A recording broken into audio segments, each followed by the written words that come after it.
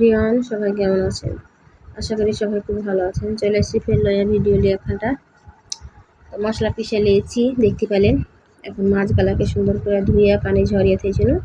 এখন লবণ আর হলুদ মেখে নিলাম। তাওয়াতে দিয়ে দিয়েছি তেল গরম হতে। এখন গরম হয়ে গেছে, মাছগুলো এখন এক পিস করে সব দিয়ে দেবো। আজকে রান্না করব মাছ আলু বেগুনের ঘন্ট, মাছ দিয়ে আলু বেগুনের ঘন্ট। তো আপনারা আর ভিডিওটা শেষ পর্যন্ত অবশ্যই দেখবেন। এই যে বেগুন কাটে থেয়েছিল পানিতে দিয়ে দিল। বেগুন এমনি কাটলে কালো হয়ে যায়, বেগুনে যদি পানিতে কাটা থান তাহলে কিন্তু কালো হবে না। সেটাকে আমি এখন পানিতে ছেড়ে দিল বেগুন কয়টা। এখন ছোটো ছোটো করে আলু কাটবো।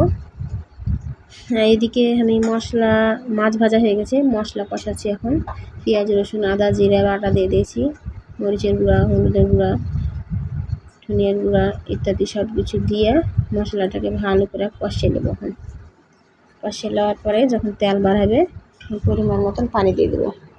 আপনারা আর ভিডিওটা অবশ্যই শেষ পর্যন্ত দেখবেন। তেল বাড়াতে লেগেছে, এখন আমি পানি দিয়ে দেবো পরিমাণ মতো। মানে বেগুন আর আলু সিদ্ধ হতে যতটুকু পানি লাগে অতটুকু পানি আমি এখন দিয়ে দেবো। এই যে আলু কাটে থেয়েছিল ছোটো ছোটো করে, আলু বেগুন সব কিছু এখন দিয়ে দেবো। এই যে ঢেকে দিয়েছিল পানিটা, দেখেন ফুটতে লেগেছে। এরকম করে পানি ফুটে যদি বেগুন দেওয়া যায় তাহলে কিন্তু বেগুনটা কুশিজা হয় না, সুন্দর হয়ে গদগদে এসেছে। তো এখন বেগুন আর আলুটা ছেড়ে দিন, ছেড়ে দেওয়ার পরে একটু নেড়াচেড়া ঢেকে দেবো।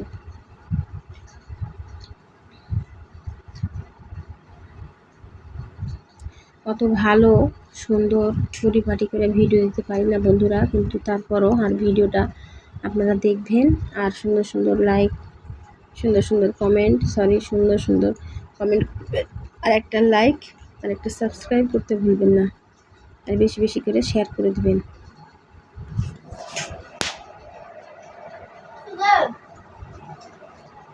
তো দেখেন কত সুন্দর হয়ে গেছে। এখন ঢেকে দেবো। ঢেকে দেওয়ার পরে এই যে দেখেন কত সুন্দর কালার আসছে, তবে এখনও হয়নি, আর একটু রস মলে নামিয়ে নেব। প্রায় হয়ে এসছে, এখন নামিয়ে নিয়েছি। দেখেন সরপুর আছে, দেখতে মজা লাগছে, কত লোভনীয় হয়েছে তরকারি রান্না। দেখেন এখন পরিবেশন করব।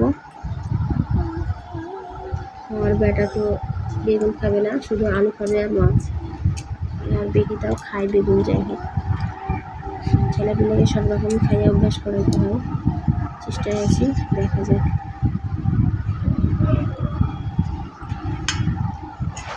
খুব সুন্দর সিদ্ধ হয়েছে আলুটা, বেগুনটাও খুব ভালো হয়ে সিদ্ধ হয়েছে একদম। তা কত সুন্দর আলুটা সিদ্ধ হয়েছে দেখেন। ওকে বেবি, তো চোকা ছাড়া খাবে, চোকা সহ আলু খাবে না।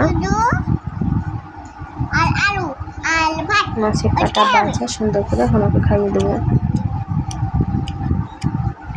প্রায় দিনই আমি হাত বাটা বেটিকে খাইয়ে দিই। বেটার বয়স 4 বছর আর বেটির বয়স 8 বছর। আপনারা আর লেগে দোয়া করবেন, আপনাদের লেগেও আমি দোয়া করব। তো আজকে ভিডিওটা এই পর্যন্তই, ফের দেখা হবে পরের ভিডিওতে। তো আপনারা সবাই ভালো থাকবেন, সুস্থ থাকবেন, আর কমেন্টে জানাতে ভুলবেন না যে আর ভিডিওটা কেমন লাগলো।